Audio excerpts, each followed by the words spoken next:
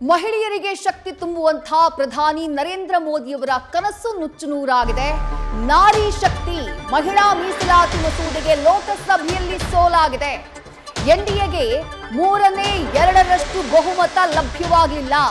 Bill ಪರವಾಗಿ 298 ಮತಗಳು ಬಿದ್ದು ವಿರುದ್ಧವಾಗಿ 230 ಮತಗಳ ಚಲಾವಣೆಯಾಗಿದೆ. ಮಸೂದೆಗಳಿಗೆ ತೀವ್ರ ವಿರೋಧವನ್ನ ವ್ಯಕ್ತಪಡಿಸಿದ್ವು ವಿಪಕ್ಷಗಳು. 3 ಮಸೂದೆಗಳನ್ನ ಮಂಡನೆ ಮಾಡಬೇಕಾಗಿತ್ತು. ಆದ್ರೆ ಮೊದಲ ಮಹಿಳಾ ಮಸೂದೆಗೆ ಕೋರಂ ಸಿಗಲಿಲ್ಲ, ಸೋಲಾಯಿತು. ಸೋಲಾಗ್ತಾ ಇದ್ದ ಹಾಗೆ ಇನ್ನುಳಿದಂಥ 2 ಮಸೂದೆಗಳನ್ನ, ಅದು ಲೋಕಸಭೆ ಕ್ಷೇತ್ರ ಪುನರ್ವಿಂಗಡಣೆ, ಸಂವಿಧಾನದ 131ನೇ ತಿದ್ದುಪಡಿ, ಆ 2 ಮಸೂದೆಗಳನ್ನ ಮಂಡನೆ ಮಾಡಲಿಲ್ಲ ಕೇಂದ್ರ ಸರ್ಕಾರ. ಇವತ್ತು ಲೋಕಸಭೆಯಲ್ಲಿ 528 ಸದಸ್ಯರ ಹಾಜರಾತಿ ಇತ್ತು.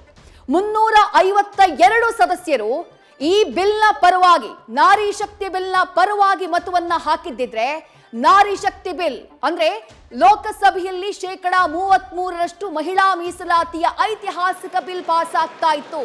ಆದ್ರೆ ಪಾಸ್ ಆಗಲಿಲ್ಲ. ಯಾಕಂದ್ರೆ 298 ಮತಗಳು ಮಾತ್ರ ಆ ಮಸೂದೆಯ ಪರವಾಗಿ ಬಿದ್ವು, 230 ಮತಗಳು ಮಸೂದೆಯ ವಿರುದ್ಧವಾಗಿ ಬಿದ್ವು. ಹೀಗಾಗಿ ಬಹು ನಿರೀಕ್ಷಿತ, ಬಹು ಚರ್ಚಿತ ಮಹಿಳಾ ಮೀಸಲಾತಿ ಬಿಲ್ಗೆ ಸೋಲಾಗಿದೆ ಲೋಕಸಭೆಯಲ್ಲಿ. ಹಾಗಂತ ಇದು ಅನಿರೀಕ್ಷಿತನಾ ಅಂತ ಕೇಳಿದ್ರೆ ಇಲ್ಲ, ಇದು ನಿರೀಕ್ಷಿತ. ಈ ಮಸೂದೆಗೆ ತೀವ್ರ ವಿರೋಧ ವ್ಯಕ್ತವಾಗಿತ್ತು. ಯಾವ ಕಾರಣಕ್ಕಾಗಿ ಅಂದ್ರೆ ಇದರ ಜೊತೆಗಿದ್ದಂಥ ಮತ್ತೊಂದು ಮಸೂದೆಯ ಕಾರಣಕ್ಕಾಗಿ. 2023ರಲ್ಲೂ ಈ ನಾರಿ ಶಕ್ತಿ ಮಸೂದೆ ಅಥವಾ 33% ಮಹಿಳೆಯರಿಗೆ ಮೀಸಲಾತಿಯನ್ನ ಕೊಡಬೇಕು ಪಾರ್ಲಿಮೆಂಟ್ನಲ್ಲಿ ಅನ್ನುವಂತಹ ಮಸೂದೆಗೆ ಎಲ್ಲರೂ ಕೂಡ ಸಹಮತವನ್ನ ವ್ಯಕ್ತಪಡಿಸಿದ್ರು, ಇನ್ಕ್ಲೂಡಿಂಗ್ ವಿಪಕ್ಷ ಸಹಮತವನ್ನ ವ್ಯಕ್ತಪಡಿಸಿತ್ತು. ಆದ್ರೆ ಈ ಬಾರಿ ಈ ನಾರಿ ಶಕ್ತಿ ಬಿಲ್ ಅನ್ನ ಮಂಡನೆ ಮಾಡುವಂತಹ ಟೈಮ್ನಲ್ಲಿ ಕ್ಷೇತ್ರ ಪುನರ್ವಿಂಗಡಣೆಯ ಮಸೂದೆಯನ್ನ ಕೂಡ ಮಂಡನೆ ಮಾಡುವುದಕ್ಕೆ ಕೇಂದ್ರ ಸರ್ಕಾರ ಮುಂದಾಗುತ್ತೆ. ಅಂದ್ರೆ ಈಗ ಏನು 543 ಲೋಕಸಭಾ ಕ್ಷೇತ್ರಗಳಿದ್ದಾವೆ, ಅದನ್ನ 850 ಲೋಕಸಭಾ ಕ್ಷೇತ್ರಗಳಿಗೆ ಏರಿಸುವಂತಹ ಮಸೂದೆ, ಆ ಮಸೂದೆಯನ್ನ ಮಂಡನೆ ಮಾಡುವುದಕ್ಕೂ ಮುಂದಾಗಿತ್ತು. ಆ ಮಸೂದೆಯನ್ನ ಮಂಡನೆ ಮಾಡಿ ಅದನ್ನ ಜಾರಿ ಮಾಡಿ ಆ ಮೂಲಕ 33% ಮಹಿಳಾ ಮೀಸಲಾತಿಯನ್ನ ಕೊಡ್ತೀವಿ ಅಂತ ಹೇಳಿ ಕೇಂದ್ರ ಸರ್ಕಾರ ಹೇಳಿತ್ತು.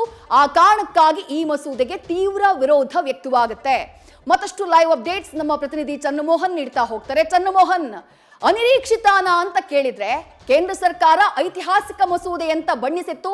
ಮಹಿಳೆಯರ ಪರವಾಗಿ ಇದೊಂದು ಬಹಳ ದೊಡ್ಡ ಐತಿಹಾಸಿಕ ಹೆಜ್ಜೆ ಅಂತ ಹೇಳಿತ್ತು. ಬಟ್ 2/3 ಬಹುಮತ ಬೇಕಿತ್ತು. ಯಾಕಂದ್ರೆ ಇದು ಸಾಂವಿಧಾನಿಕ ತಿದ್ದುಪಡಿ, ಅದು ಸಿಗೋದಿಲ್ಲ ಅನ್ನೋದು ಬಹಳ ಸ್ಪಷ್ಟ ಆಯಿತು. ಹಾಗಾಗಿ ಇದೇನು ಅನಿರೀಕ್ಷಿತ ಅಲ್ಲ. ಬಟ್ ಈ ಮಸೂದೆ ಸೋಲಿನಿಂದ ಹೋಗಿರುವಂತಹ ಸಂದೇಶಗಳು ಏನೇನು ಅಂತ ಹೇಳಿ ಚನ್ನಮೋಹನ್. ಹೌದು ವಿದೇಶ್, ಈಗ ಎನ್ಡಿಎ ಸರ್ಕಾರಕ್ಕೂ ಕೂಡ ಸ್ಪಷ್ಟವಾಗಿ ಗೊತ್ತಿತ್ತು ಲೋಕಸಭೆಯಲ್ಲಿ ತಮಗೆ 3/2 ಬಹುಮತ ಇಲ್ಲ ಅಂತೇಳಿ. ಆದರೂ ಕೂಡ ಮಹಿಳಾ ಮೀಸಲಾತಿ ಮಸೂದೆಯನ್ನ, ಜೊತೆಗೆ ಕ್ಷೇತ್ರ ಪುನರ್ವಿಂಗಡಣಾ ಮಸೂದೆ ಮತ್ತು ಕೇಂದ್ರಾಡಳಿತ ಪ್ರದೇಶಗಳ 2026ರ ತಿದ್ದುಪಡಿ ಕಾಯ್ದೆಯನ್ನು ಲೋಕಸಭೆಯಲ್ಲಿ ಮಂಡಿಸುವ ಮೂಲಕ ಒಂದು ರಾಜಕೀಯ ಲೆಕ್ಕಾಚಾರವನ್ನು ಕೂಡ ಹಾಕಿತ್ತು. ಮುಖ್ಯವಾಗಿ ವಿರೋಧ ಪಕ್ಷಗಳನ್ನು ಕೂಡ ಪರೀಕ್ಷೆಗೊಳಪಡಿಸತಕ್ಕಂಥ ಪ್ರಯತ್ನವನ್ನು ಎನ್ಡಿಎ ಸರ್ಕಾರ ಮಾಡಿತ್ತು. ಈಗ ವಿರೋಧ ಪಕ್ಷಗಳು ಕೂಡ ಮಹಿಳಾ ಮೀಸಲಾತಿ ಮಸೂದೆಗೆ ಬೆಂಬಲವನ್ನು ಕೊಡ್ತವಾ ಇಲ್ವಾ ಅನ್ನೋದನ್ನು ಕೂಡ ಪರೀಕ್ಷೆಯನ್ನು ಮಾಡಿ ಅದನ್ನು ದೇಶದ ಜನರ ಮುಂದೆ ಇಡ್ತಕ್ಕಂಥ ಪ್ರಯತ್ನವನ್ನು ಈಗ ಕೇಂದ್ರ ಸರ್ಕಾರ ನಡೆಸಿದೆ. ಈಗ ಮುಖ್ಯವಾಗಿ ವಿರೋಧ ಪಕ್ಷಗಳು ಕೂಡ ಮಹಿಳಾ ಮೀಸಲಾತಿ ಮಸೂದೆಗೆ ವಿರೋಧವನ್ನು ಲೋಕಸಭೆಯಲ್ಲಿ ಅಧಿಕೃತವಾಗಿ ಮತ ಚಲಾಯಿಸುವ ಮೂಲಕವೇ ವ್ಯಕ್ತಪಡಿಸಿವೆ. ಇದರಿಂದಾಗಿ ಈಗ ವಿರೋಧ ಪಕ್ಷಗಳು ಈ ಮಹಿಳಾ ಮೀಸಲಾತಿ ಮಸೂದೆಗೆ ಲೋಕಸಭೆಯಲ್ಲೇ ಬೆಂಬಲ ಕೊಡಲಿಲ್ಲ, ಈ ಮಹಿಳೆಯರ ವಿರುದ್ಧ, ಮಹಿಳೆಯರ ರಾಜಕೀಯ ಪ್ರಾತಿನಿಧ್ಯವನ್ನು ಹೆಚ್ಚಿನ ಪ್ರಮಾಣದಲ್ಲಿ ನೀಡೋದ್ರ ವಿರುದ್ಧ ಇದ್ದಾರೆ ಅಂತೇಳಿ ಈಗ ಪ್ರಚಾರವನ್ನು ನಡೆಸಲಿಕ್ಕೆ ಈಗ ಬಿಜೆಪಿಗೆ ಮತ್ತು ಎನ್ಡಿಎಗೆ ಅವಕಾಶ ಆದಂತಾಗಿದೆ. ಮುಖ್ಯವಾಗಿ ಲೋಕಸಭೆಯಲ್ಲಿ ಎನ್ಡಿಎದ ಸದಸ್ಯ ಬಲ 293, 3/2 ಸದಸ್ಯ ಬಲ ಅಂದರೆ 360 ಸದಸ್ಯರ ಬಲ ಎನ್ಡಿಎಗೆ ಬೇಕಾಗಿತ್ತು. ಎಲ್ಲ 543 ಸದಸ್ಯರು ಲೋಕಸಭೆಯಲ್ಲಿ ಹಾಜರಿದ್ದಂತಹ ಸಂದರ್ಭದಲ್ಲಿ ಎನ್ಡಿಎಗೆ 3/2 ಸದಸ್ಯರ ಬಲ ಅಂದ್ರೆ 360. ಅಷ್ಟೊಂದು ಸದಸ್ಯ ಬಲ ತಮಗಿಲ್ಲ ಅಂತ ಕೂಡ ಗೊತ್ತಿತ್ತು. ಆದ್ರೆ ಈಗ ಒಂದು ವೇಳೆ 360 ಸದಸ್ಯರ ಬಲವನ್ನ ಗಳಿಸ್ಕೊಳ್ಬೇಕು ಅಂತ ಅಂದ್ರೆ ವಿರೋಧ ಪಕ್ಷಗಳನ್ನು ವಿಶ್ವಾಸಕ್ಕೆ ತೆಗೆದುಕೊಳ್ಬೇಕು. ವಿರೋಧ ಪಕ್ಷಗಳು ಕೂಡ ಮಸೂದೆಯ ಪರವಾಗಿ ಮತವನ್ನ ಚಲಾವಣೆ ಮಾಡುವಂತೆ ಮಾಡಬೇಕಾಗಿತ್ತು. ಆ ರೀತಿಯಾಗಿ ಯಾವುದಾದ್ರೂ ಪ್ರಯತ್ನವನ್ನ ಕೇಂದ್ರ ಸರ್ಕಾರ ನಡೆಸಬೇಕಾಗಿತ್ತು, ಕೇಂದ್ರದ ಎನ್ಡಿಎದ ಫ್ಲೋರ್ ಮ್ಯಾನೇಜರ್ಗಳು ನಡೆಸಬೇಕಾಗಿತ್ತು. ಆದ್ರೆ ಆ ರೀತಿಯಾದಂಥ ಯಾವುದೇ ಪ್ರಯತ್ನವನ್ನ ಈ ಬಾರಿ ನಡೆಸಿಲ್ಲ. ಜೊತೆಗೆ ವಿರೋಧ ಪಕ್ಷಗಳ ಯಾವುದಾದ್ರೂ ಪ್ರಮುಖವಾದಂಥ 2-3 ರಾಜಕೀಯ ಪಕ್ಷಗಳು ಲೋಕಸಭೆಯಲ್ಲಿ ಮತದಾನ ನಡೆಯುವಂತಹ ಸಂದರ್ಭದಲ್ಲಿ ಸಭಾತ್ಯಾಗ ಮಾಡುವಂತೆ ಮಾಡಬೇಕಾಗಿತ್ತು, ಇಲ್ಲವೇ ಅವರು ಗೈರು ಹಾಜರಾಗುವಂತೆ ಮಾಡಬೇಕಾಗಿತ್ತು. ಆ ರೀತಿಯಾದಂಥ ಪ್ರಯತ್ನವನ್ನು ಕೂಡ ಮಾಡಿಲ್ಲ. ಮುಖ್ಯವಾಗಿ ಪಶ್ಚಿಮ ಬಂಗಾಳದ TMC ಆಗ್ಬೋದು ಅಥವಾ ಉತ್ತರ ಪ್ರದೇಶದ ಸಮಾಜವಾದಿ ಪಕ್ಷ ಆಗ್ಬೋದು ಅಥವಾ ದಕ್ಷಿಣ ಭಾರತದಲ್ಲಿ DMK ಪಕ್ಷ, ಈ ರೀತಿಯಾದಂತಹ ಪ್ರಾದೇಶಿಕ ಪಕ್ಷಗಳೇನಾದರೂ ಕೂಡ ಒಂದು 2-3 ಪಕ್ಷಗಳು ಸಭಾತ್ಯಾಗ ಮಾಡಿದ್ರು ಕೂಡ 3/2 ಬೆಂಬಲವನ್ನು ಗಳಿಸಿಕೊಳ್ಳಿಕ್ಕೆ ಅವಕಾಶ ಆಗ್ತಿತ್ತು. ಆದ್ರೀಗ ಯಾವುದೇ ಪ್ರಾದೇಶಿಕ ಪಕ್ಷಗಳ ಲೋಕಸಭಾ ಸದಸ್ಯರುಗಳು ಕೂಡ ಸಭಾತ್ಯಾಗ ಮಾಡದೆ ಸದನದಲ್ಲಿ ಹಾಜರಾಗಿ ಮಸೂದೆಯ ವಿರುದ್ಧ ಮತ ಚಲಾವಣೆ ಮಾಡಿದಾಗ ಮಸೂದೆಗೆ ಸೋಲಾಗುತ್ತೆ ಅನ್ನೋದು NDAಗೂ ಕೂಡ ಗೊತ್ತಿತ್ತು.